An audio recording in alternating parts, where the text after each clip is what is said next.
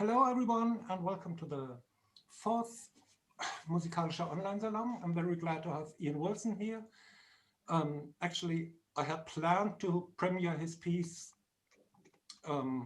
last Thursday, but everyone knows why it's not possible to play that concert. So we will have the premiere of it tonight. The basic language for equally obvious reasons tonight will be English, but I will just after this, I will just welcome the German audience, and if there's anyone who speaks just German or not enough English to ask, I will also translate in between. So there might be some German parts in it, but usually will be in English. Ja, guten Abend und herzlich willkommen zum vierten Musikalischen Online Salon. Ich freue mich, dass Ian Wilson da ist. Ein Stück wollte ich letzten Donnerstag eigentlich in einem echten Konzert uraufführen. Jetzt findet die Uraufführung heute hier im Musikalischen Online Salon statt. Die Sprache heute Abend wird im Wesentlichen Englisch sein. Einfach schon, weil Ian Ire ist und ja, wir eben immer Englisch miteinander reden. Wer aber zwischendrin eine Frage gerne stellen möchte und das lieber auf Deutsch tun will, kann das mir einfach sagen. Ich übersetze dann nach Englisch und ich übersetze auch die Antwort zurück ins Deutsche, sofern nötig. Oft versteht man ja auch besser, als man selber spricht. Damit verbunden auch die Einladung, ich habe es gerade in YouTube nochmal in den Chat geschrieben, man kann jederzeit auch noch wechseln zwischen YouTube und Zoom. Gut, so viel erstmal hier auf Deutsch. Jetzt gehe ich wieder zurück nach Englisch. So I'll start with a bit of the piece, just about a quarter of it from the first half, so you can have a first impression of the synder'd vastness.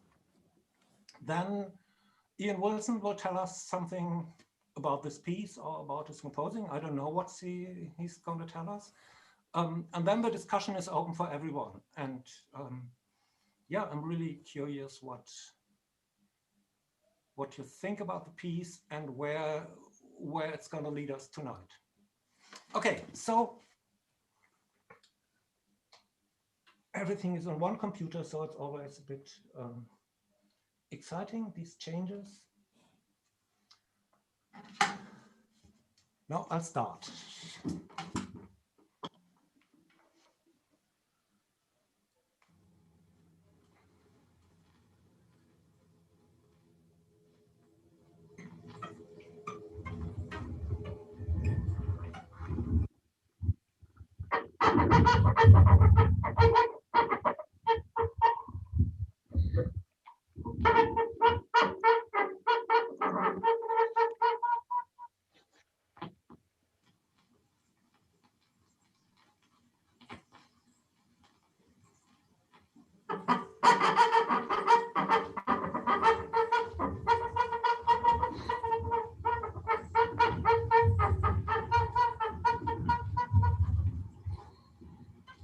Matthias.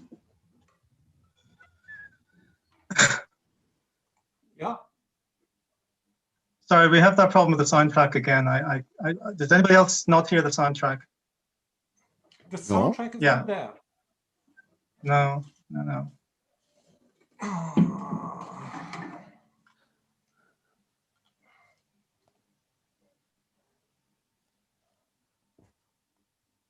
But why?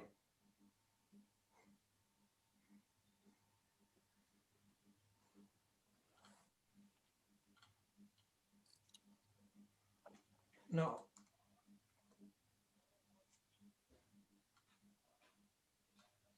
If I play this,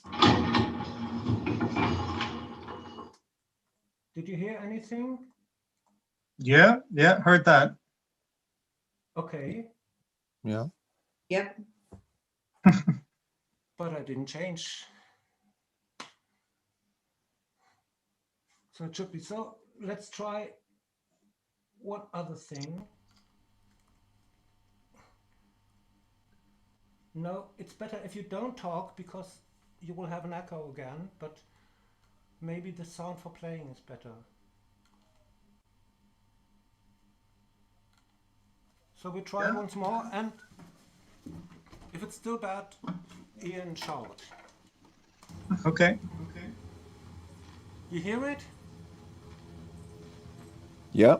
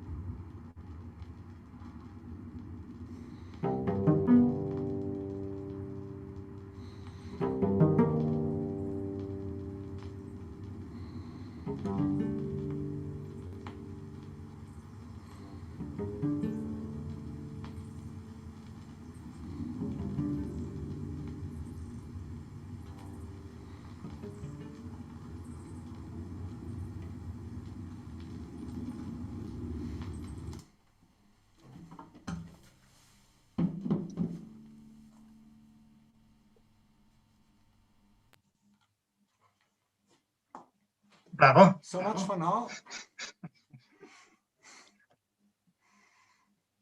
Thank you.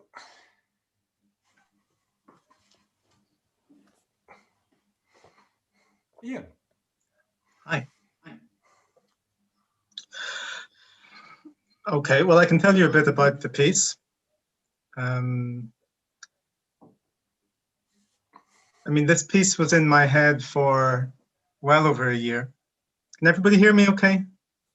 Yeah, Yes. good, okay.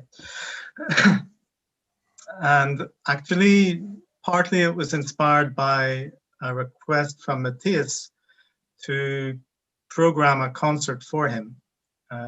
Matthias asked some composer friends if they would each program one of his concerts over the next few years, and he gave us all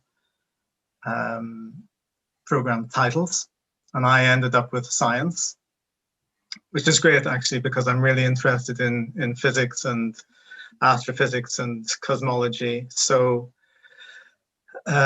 one of the things that I've been interested in for quite some time is the end of the universe. It sounds a bit bleak, but it's more just from a curiosity point of view. You know, but I read a lot of sci-fi and a lot of what they call hard sci-fi, which is where the books are based on actual science rather than fantasy. And some novels set in the far future really interested me. So I actually went to Durham University January a year ago to speak to the head of the department there, the head of cosmology. And Richard was very generous with his time and basically brought me up to speed with all the latest scientific thinking about what will happen to the universe. And I mean, it's so far away in the future that we can't really comprehend just how long that is. But, you know, sooner or later, everything will basically wind down and grind to a halt. And the last little bit of energy in the universe will be Hawking radiation coming from black holes. And basically stars will just be cinders, planets will be little rocks, nothing will really be moving anymore because all the energy is gone. And I was really interested in this, and then how to make some kind of musical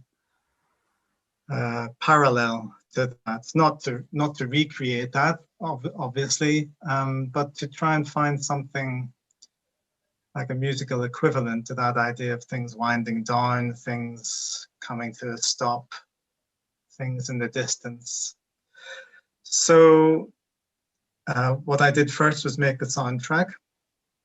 And I mean, I've been making soundtracks for pieces for a few years now, and it's very lo-fi technology I'm using. It's no high-level processing or anything like that, but I enjoy that aspect. Actually, it's a very plastic approach to making sounds that I enjoy. But usually, I work with real sounds and found sounds, nothing synthetic. So all the sounds in the soundtrack are, as you maybe heard it, there's a big ticking clock there. There's grinding of stones, which is dropped and slowed down, so it sounds like tectonic plates. There's bird song, there's rain, there's watery sounds. But I mean, I wanted to create this fundamental level to the soundtrack, which is the parallel to this Hawking radiation. So that's kind of static from a record, and there are 3 different layers of static, so they come and go, and they basically are the foundation that everything else is built upon. And so once I had that made, then it was a matter of writing the part for Matthias. And I mean, we've known each other for 15 years now, I think, Matthias, at least. Even longer. Matthias played in a trio called Elole, and my publisher told me, "Oh, this trio in Dresden is playing your 3rd trio." So I thought, well, that's nice. Maybe I'll go and hear it. So so I did. I went to hear it and introduced myself to Matthias and the others, and it was interesting because Matthias said, "Well, we don't normally play this kind of music, but we quite like it." So that's a good start for me. I thought to get a foot in the door of a bunch of musicians who have a very different aesthetic than mine, actually. And I think what we've been doing over the last 15 years, or what I've been doing anyway, as one strand of my music, is trying to move gradually closer to to that aesthetic, which I think you said the motto was "Distortion is beautiful," right? Am I right? Well, that was from the very beginning. Yeah. One of the sentences between us. Distortion is beautiful. Yeah. So, I'm always interested in trying to push my own personal music making in different directions, and I'm reminded of Miles Davis. He said ballads are his favorite kind of tunes, and that's why he never plays ballads. So it's kind of the same. This is the only equivalence between me and Miles Davis, but it's the kind of same thing that, I don't like to do things where I feel comfortable, and so not everything works, but it's a matter of exploring, I think. So with the trio about 6 years ago, we did a big piece together called Im Geheimen. And that was a 45-minute piece inspired by the life of Gesualdo, the 16th century composer who notoriously murdered his wife, but wrote this most amazing music. And so we did a lot of improvising together, and then I tried to distill the moments that I thought were most useful, and we ended up with this big score, which was mostly words and directions and hardly any music. But one of the things that Matthias was doing when he was improvising as part of that was really abusing his cello with all kinds of sticks and different substitute for bows. So I was interested in that idea for this piece. Wanted to explore what we could use as well as the bow to produce sounds. So Matthias came up with a series of, I think we're using 4 sticks as well as the bow. There's a bamboo stick, yeah. There's a stick with regular cuts in it, notches. There's another stick with irregular notches. And then there's the stick that you heard in the excerpt there, which we're calling the stick of spheres. I'm still not sure where that one came from. Some decorative shop. It really makes an unusual sound. And then, of course, the challenge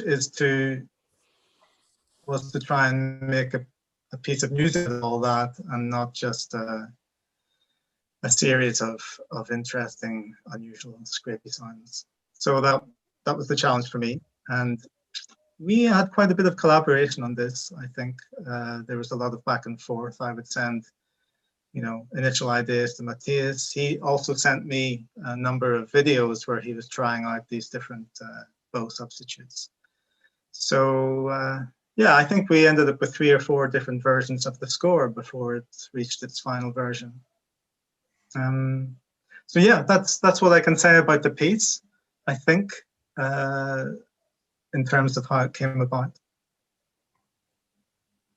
Okay, thank you. Just a little question: is it loud enough now when I speak? Mm-hmm. Yes. Is it easy to hear? Yeah. Okay. Yeah. I can talk a bit louder. Okay. But done. So, any questions?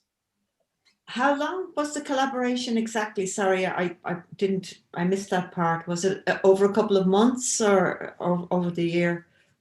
It was a few months. I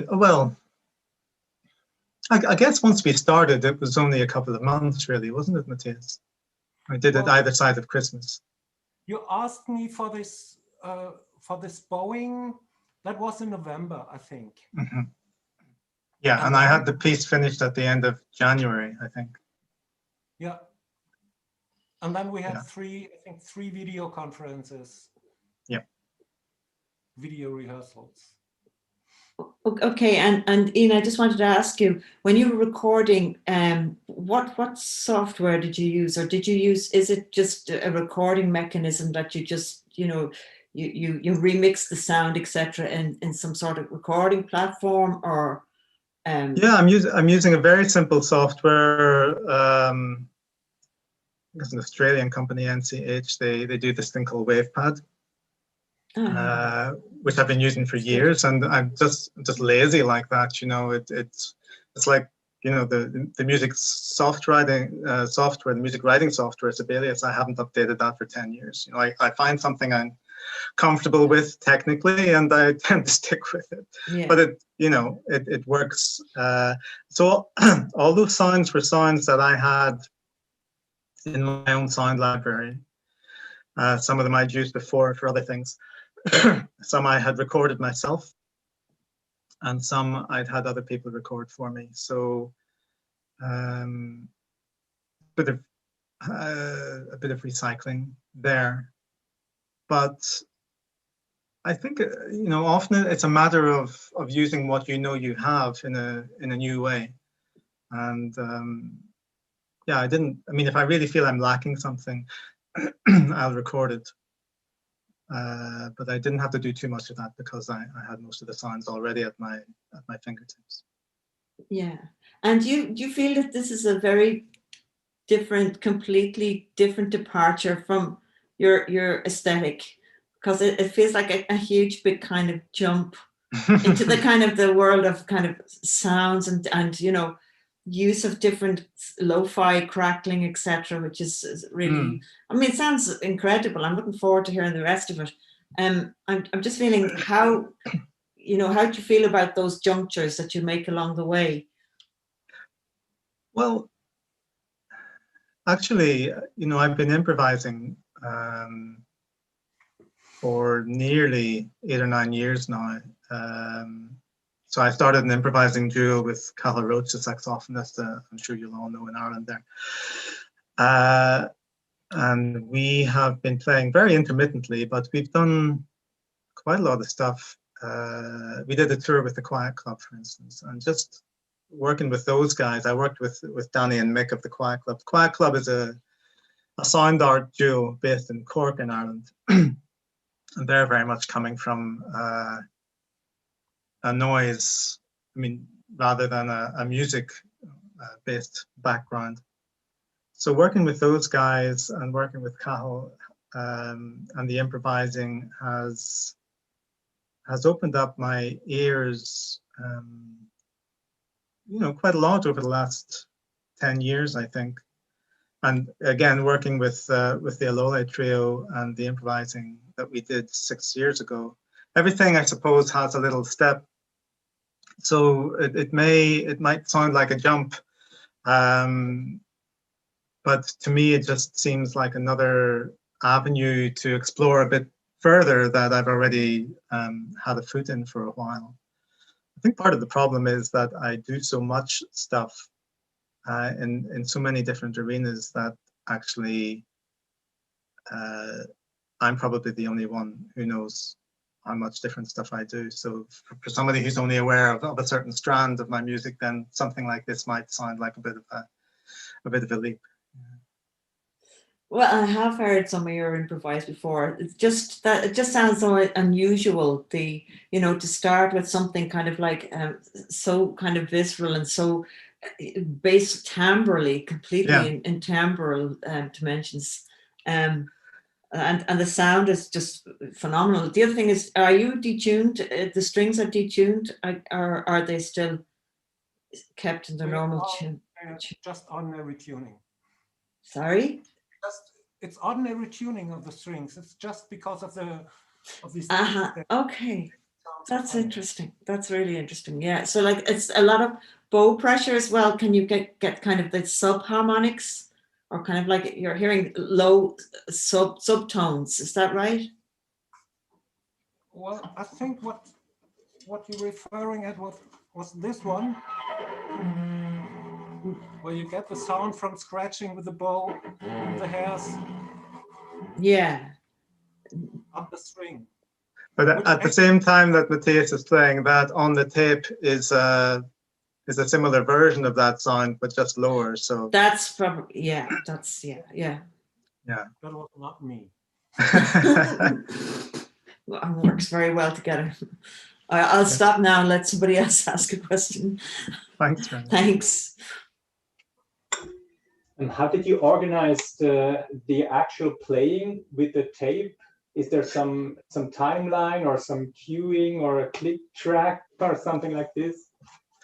Yes, in the score, I have a line for the tape part and timings when certain events on the tape begin or finish. I had assumed that Matthias would use a clock or a stopwatch, but I'm not actually sure that he is. Well, what I did is they made a click track, a precise click track for the whole piece, but I'm not using it during playing. I'm just looking at it. So I see on the screen, I see in which bar and on which beat I am.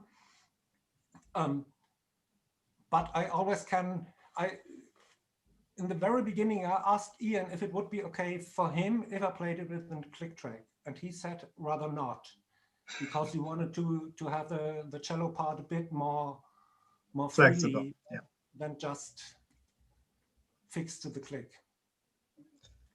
So then, yeah. Of course, I practiced the piece with the click track because it's just helpful, of course. And but now when I'm playing, I'm just looking on the screen and see the pointer moving through the tape and see in which bar I am. Yeah, there's not really many points where the cello and the tape have to be exactly together. So there's a bit of flexibility around how they work together. And I wanted you to have some flexibility, because otherwise, you know, when you're a slave to the recorded parts, then there's very little freedom for expression, I think, or not enough, maybe. And did you write it in bar lines, in between bar lines, the actions, or did you put some units? Or Yeah, it is. If you can see that. I see. Yeah. So geht's los. So there is a second line for the timing. Yeah. Okay. Yeah. And just a description of which new sound is appearing on the tape and when it disappears. I'm not sure if that's helpful, actually, but it was helpful for me. Well, I think it would be helpful if you played without this click track I made. But actually, then you would need more marks in the piece, because yeah, it's strange. It's notated in quarter 60, but these 60 feels sometimes very, very fast and sometimes very slow. In this piece, much more than in other pieces. I don't know why. But I really, from a feeling, I play always between 50 and 75. It's the end of the universe, Matthias. Time is just, you know, it's just running down. Yeah.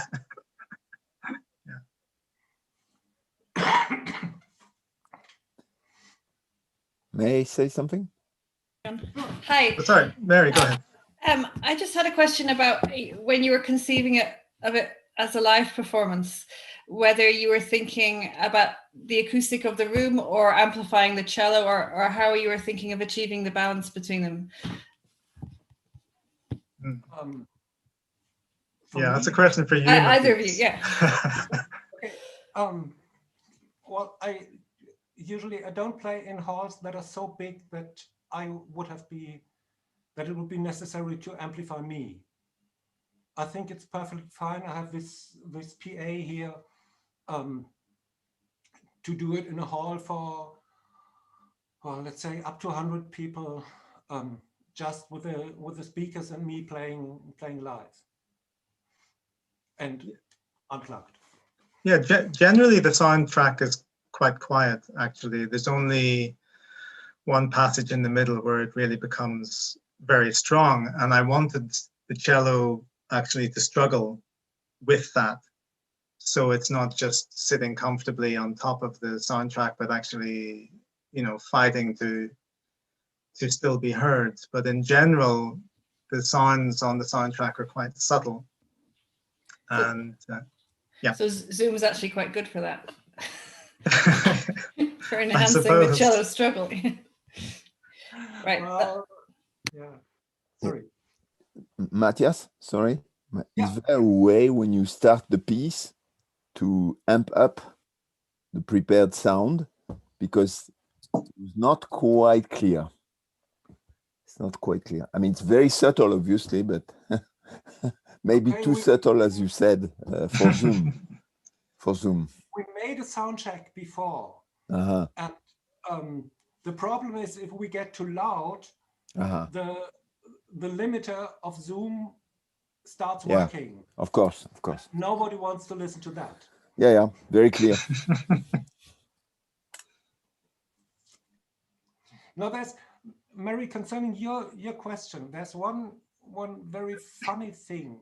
Always when you make a sound check with tape and live playing, you prepare everything and you're sure it's right, and then the audience comes in and you play and you have to turn up the volume of the tape, because the real instrument sound has a quality that is much stronger than the quality of even the best speakers. I don't know what's it precisely. I think it has to do with the spatial aspect of sound coming out of the live instrument, which of course tonight you all have just the loudspeaker sound from the cello, of the cello. But that's for me a reason that I always would try to play with a not amplified cello, because just the sound is so much more interesting without amplification. Unless you start using amplification as art, of course, but amplification doesn't just mean you have cello and it's louder, but you have something different than cello. Yeah. And then how does that, Matthias, how does that work in a very big space then? If you need amplification for the cello, you know, would you think about having it mic'd at a distance so that you're not actually having it, you know, exactly mic'd on the cello? I don't know. It's a problem I usually don't have. Okay. No, actually, I have been playing years ago with the Frankfurt Ballet in really big halls, and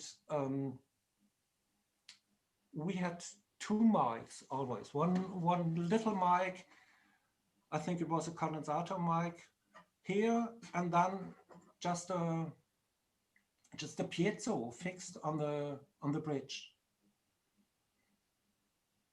which doesn't. So the main sound came from this microphone, but if you want to have really scratchy things, you use this piezo, which is great for these kind of sounds. Good. But it's one of the experiences I had during my studies was a performance of Bernd Alois Zimmermann, Requiem für einen jungen Dichter, which is for huge orchestra and a singer and a speaker. And there's one part in it when all the orchestra plays and the speaker has to read a text or to speak a text. And he was so good, he did it, and he talked not very loudly, but you could really hear every word, which is just this quality of voice, like of real instruments, that if you know how to do it, it transports everywhere. Or just like in an ordinary symphony orchestra, when the first violin plays a solo, the rest can play loudly and still you can hear the solo of the first violin. Not because he's playing much louder in decibel, but he's playing in a different way, and then that makes him discernible. It's really, yeah, it's about sound qualities and not about volume. Yeah.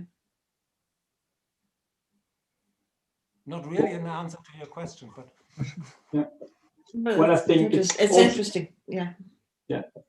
well, I think it's also about the visual thing. And I have a question to Ian. Do you think the visual aspect of the performance is in connection to the piece, or do it completely leave aside from your approach? Well, I think in this piece, the visual aspect is interesting because Matthias is having to make sounds in more unusual ways, and I think it's interesting to see how those sounds are being made if they are less familiar. And so when he's dragging a stick up and down the strings or moving the bow in circles, if you hear those things and don't see the performance, I mean, in one way that's how the music should be experienced, but yet in a live performance, I think it's always good to see that connection between the musician and the instrument. So it's not just so detached in a way. So for me, particularly in a piece like this, I think the visual aspect is interesting because it almost becomes part of the music itself, I think. But we had this funny aspect that Rania thought I was producing these very low sounds that came from the tape. So it's hard to tell what is. I mean, I always think it's good to see the cellist, so you can rely on the fact it's really cello what you're listening to. With the tape, it's maybe a bit different. Yeah. But for instance, last time when I played the Xenakis, there are a lot of bits in it that don't sound like cello. But if you can see me, you still know, oh, it's Matthias playing a cello, or Lachmann. Yeah. And here too, I mean, it's with this, what I did with the stick of spheres, that's obvious that it's my sound. Yeah. Just a technical question. I'm not a composer at all, huh? But in my sense, your piece for Matthias could have as well been composed with. I have no knowledge about that. Huh? I'm not pretentious at all. Software like Max, where it is the player who triggers the sound that you've made. And in a way, it would have maybe be more liberating, freeing the player, who doesn't have to follow so closely the events one by one of the sound. You see what I mean? In terms of, I see what you mean. I'm thinking in terms of performance only, not of the quality of your sounds.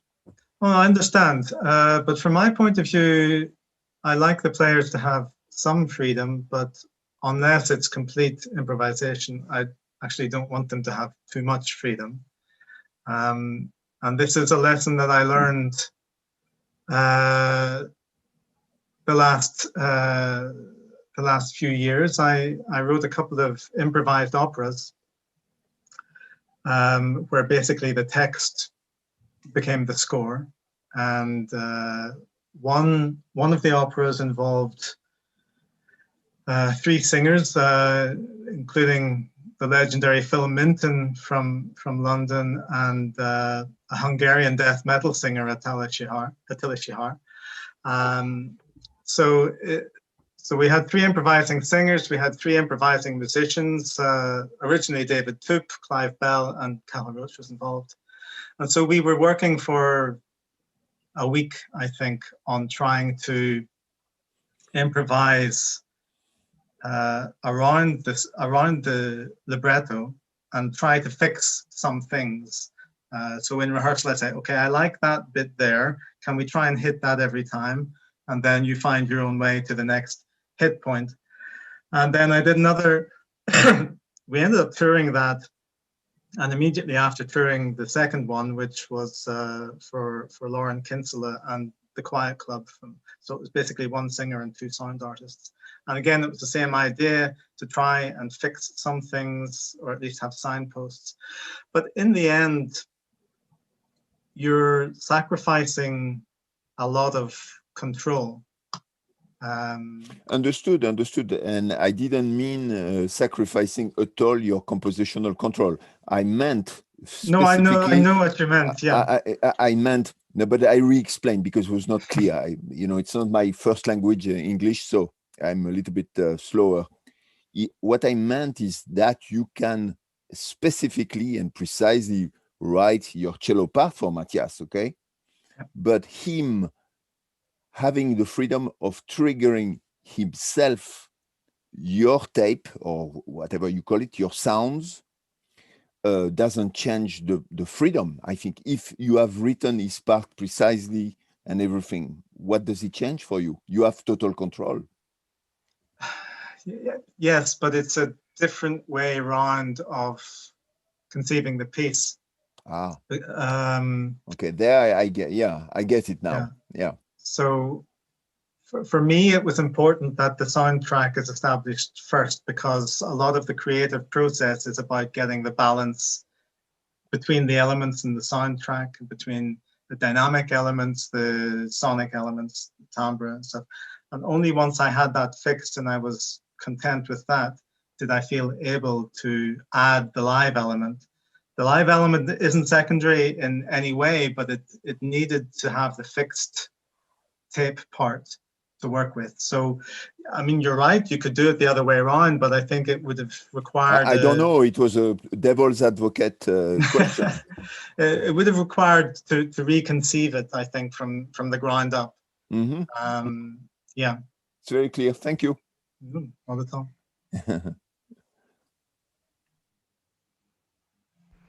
So, Ian, I have a question for you. Great. Hey, how do you see the life of the piece? You mean after the performance? Yeah. Well, that's the question, Kate, isn't it? It's always the question. I mean, more and more these days, it's important to me to get a good recording of a piece.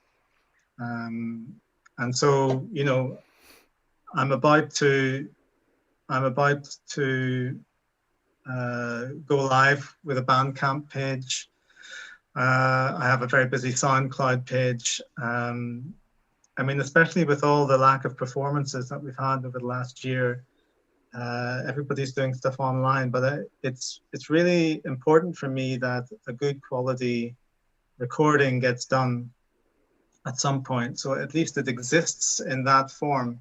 I mean, ideally, every cellist I've ever met will go, oh God, I'd love to play this, but that's not really going to happen. So this is a piece that I've written for Matthias. I know Matthias has a number of live performances planned over the next couple of years, COVID willing.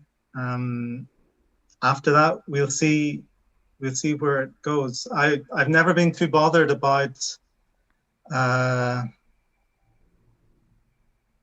pieces that are written for one player and don't get taken up by too many others. That's something I don't have any control over.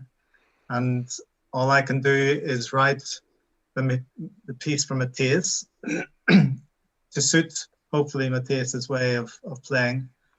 And then if that interests other cellists, so much the better. But really, it's not anything I can... Yeah, I was actually wondering about the visual side of things, Ian. Like the different techniques and stuff. I think I'd really like to see them up close. Okay. I'd really like to kind of get a magnifying glass and look at them, and in the context of the piece, I'd like to... That's all I was thinking when Matthias was playing earlier on. I kind of wanted to get my magnifying glass and have a look at what he was doing. We need a cameraman then with a very close lens. A cameraman and a really good video. I'm sure we can arrange that, Matthias. Funny. When I'm playing the premiere now, I will make another recording of it with with a picture just of me. Just what you see now as 1/9 of the Zoom screen will be the only picture. And if I'm not making any major mistakes, I will post that later on YouTube on my channel. So it's still not a magnifying glass, but it's much better than what you have in Zoom, at least. Yeah, I mean, I've seen some of the, or you know, seen and read about some of those, some performances where the visual aspect is blown up on screens around the performer, and I think that can be very interesting. I'm not sure about the balance between visual and sonic elements then, but I guess if all you're seeing is how the sound is being produced, it doesn't really distract from the music itself. So Absolutely not. I think it probably enhances it in a way. From my perspective, anyway, I tend to kind of look at things in that way. It kind of it actually brings kind of brings the sound alive, I think. Yeah, and that's a nice idea. Especially because there's so much there's so many kind of visceral sounds on the tape from what we've heard anyway so far. That's kind of what it feels like. Yeah, anyway. That's a nice idea. Well, but actually I would think of this also as an artistic work, not as just, so this idea of having the videos as a part of the piece sounds very convincing to me. On the other hand, just a month ago, I saw a concert which was scheduled for November, so it couldn't take place, and they made a recording of it, and now you have a tape on YouTube. But well, if I'm naughty, I would say they had too much money, so they could pay too many cameramen for that, and then they had these different pictures, and it was just 2 or 3 people on stage, and they always had to change. And in one of the pieces, it came down to a long break. And because the break is boring, they started to change the pictures during the break. How does the one person play the break? How does the other person play the break? And it broke the break, of course. I mean, if the visuals change all the time, you don't realize it's a break, even if no one is playing. And I think it's really difficult to. It's the same with when you see a video of a symphony orchestra. They're always jumping to the instruments playing a solo, but is it really interesting to see the instruments that you hear at the moment? But maybe it's interesting. It's hard to tell. It's usually when you're listening to a symphony orchestra, you can look at everything and you still can look at details at the same time. Something that video can't do. Video has to go either for the total or for the detail. Just more or less what I said about sound. You have the real crisp instrument sound is always much richer than the loudspeaker sound, and the perception is different. I think with visuals, it's the same. Yeah, and it's interesting. In my opinion, the visual aspect is part of the interpretation. Sometimes, if you have a symphony orchestra which is playing, and you have a director who is managing all the visual aspects, this is part of the interpretation as well, on another level, of course. But you manipulate the listener, where to go, where to get the musical information and all the impressions. I think this part of the whole process. Well, I mean, this is an interesting question. I guess, you know, Kate, I think Crash do a lot of things with visuals anyway, don't they? So yeah. So you have a lot of experience of that. I mean, I know, for instance, I mean, I think the only thing that I can really draw upon here is, you know, when you go and see a band at one of the big arenas and they're so far away that you're just really, really grateful for those huge video screens at the sides of the stage. So you can actually see what's going on. And I mean, I'm lucky enough before COVID anyway to be able to see an orchestra most weekends. And I mean, I agree with what you're saying, Matthias. You can see the whole picture. You can zoom in, but there's only so far you can zoom in, actually. And so when we have a context here where something not ordinary is being done, it could be interesting just to get that on a very focused way. But that's, you know, I guess that requires a rethink of the live performance aspect that we had thought about. I think maybe that's what it's all about, though. I think it's kind of everything is having to be adapted. So that was kind of part of my question of, you know, live performance and, you know, the discussion earlier about live performance and online performances. And I think it's kind of a way we're all going to have to start. We're going to have to start thinking about it a little bit more, I suspect. Well, if we all end up stuck on Zoom for another, you know, 6 or 12 months, I think we're all going to end up with a lot more facility at using more than one camera, and, you know, we'll all become textperts in the next 5 years if this keeps up. Well, but still, even if it doesn't keep up,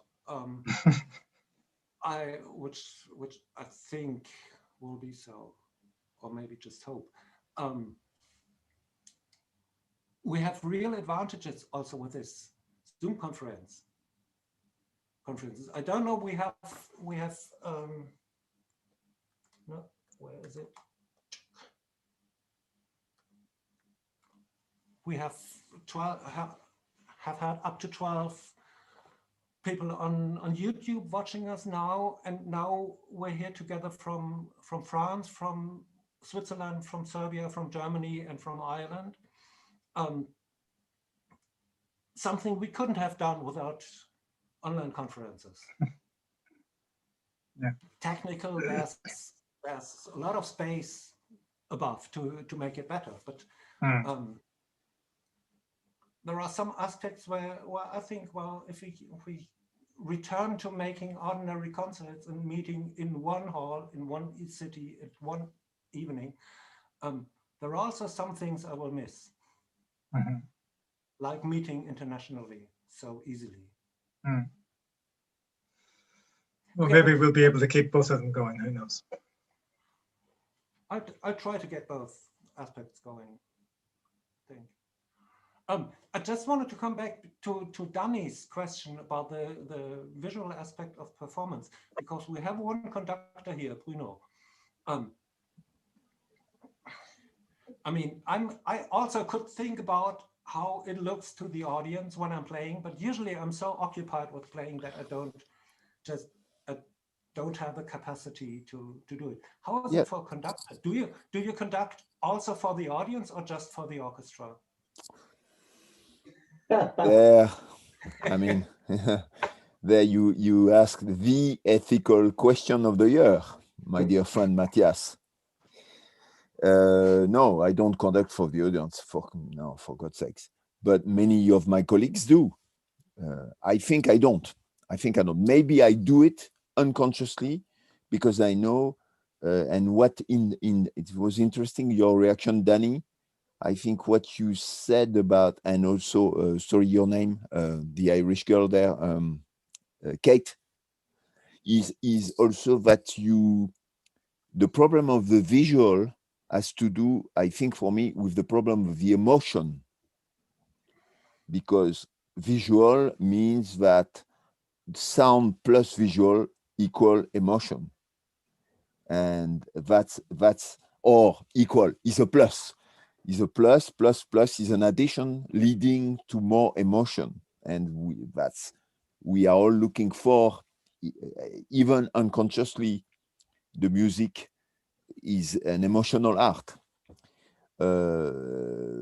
Now, as a conductor, it's complex. I mean, you can have a very cold, harsh piece to conduct, very hard technically, you know, with very challenging, different tempi.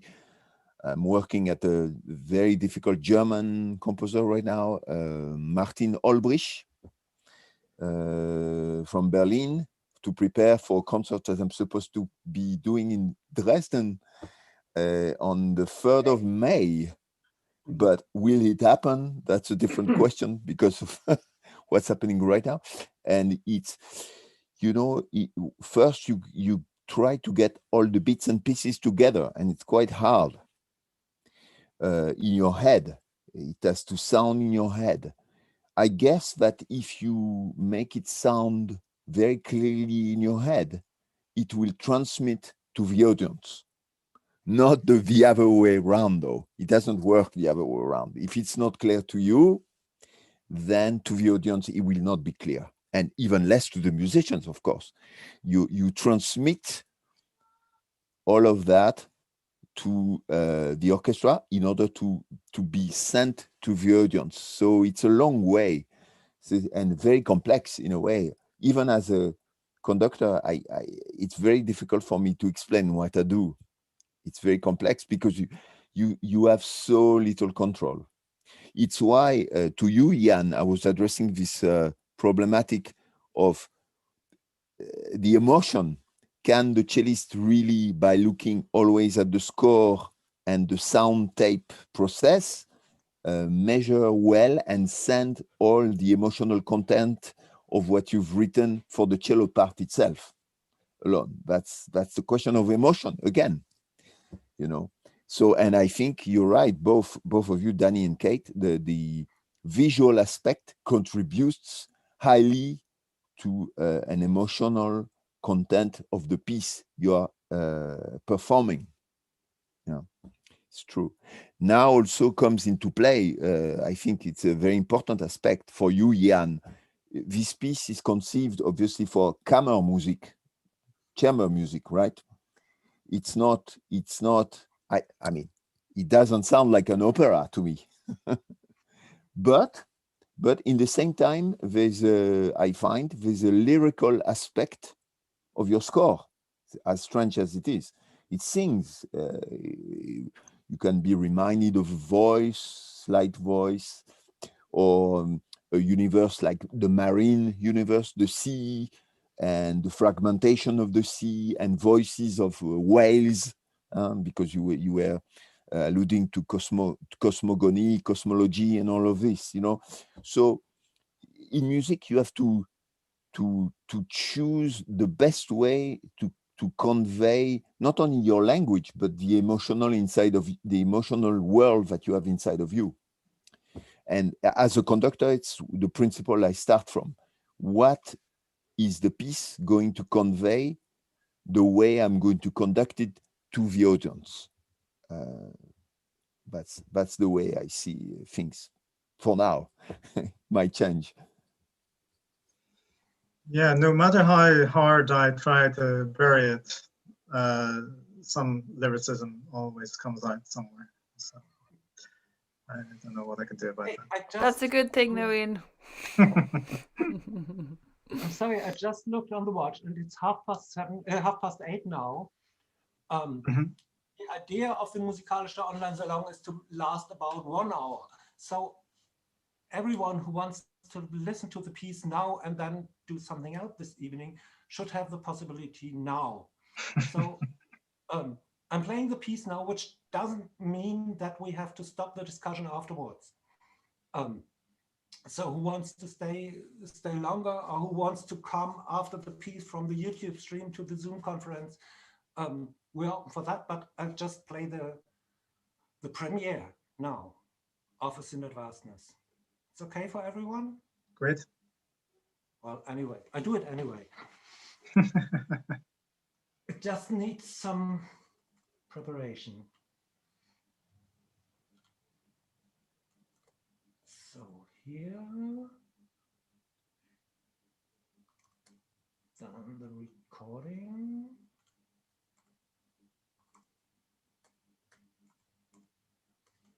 And the better sound.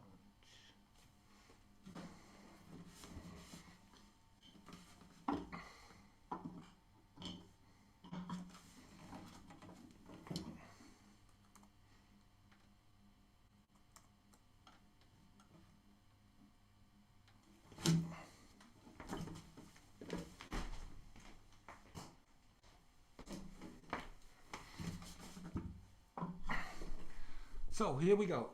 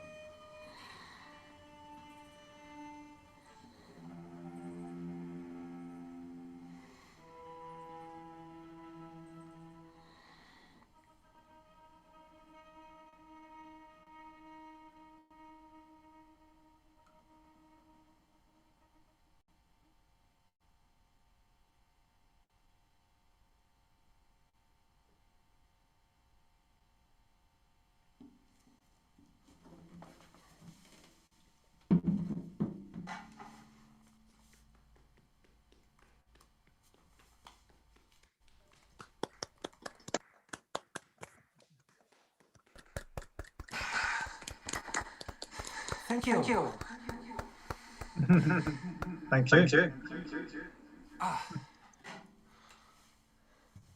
The quality of sound sounds much better when it's everybody's visually out of sight, because I don't get any problems with feedback or anything, or latency.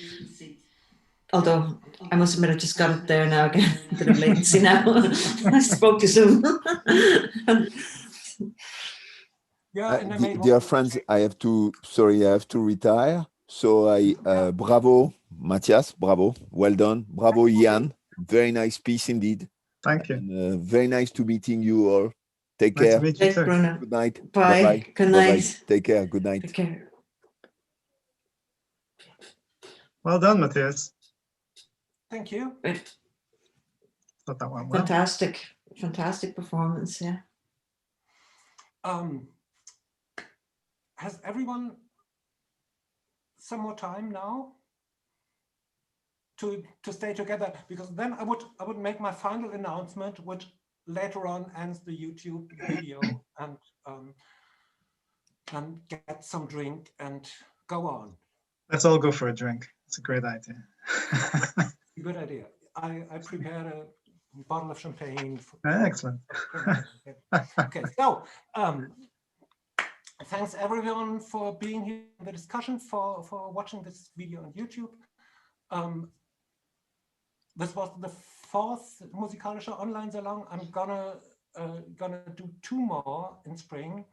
The next one will be on April 20th, and again 1 week earlier on April 13th. I'll publish a preview video. It's about the piece Cello Einsatz by Paul-Ernst Dittrich, which is inspired by Paul Celan, and the Christoph Grube will talk about the musicality in Paul Celan's lyric. Ja, hope to meet you there again. Also, das war der 4. Musikalische Online-Salon. Vielen Dank fürs Dabeisein in der Online-Konferenz oder fürs Schauen bei YouTube. Der Musikalische Online-Salon geht noch weiter. Noch 2 Mal gibt es das im Frühjahr. Der nächste Termin ist der 20. April. Das Vorschauvideo gibt es wie immer eine Woche vorher, am 13. April. Das Thema ist dann das nächste Mal das Stück Cello-Einsatz von Paul-Ernst Dittrich, das von Paul Celan inspiriert ist, und der Literaturwissenschaftler Christoph Grube aus Chemnitz wird etwas erzählen über die Musikalität in Paul Celans Lyrik. Das ist in 4 Wochen. Ich freue mich jetzt schon drauf und hoffe, dass da auch wieder ein so reges Interesse ist wie dieses Mal.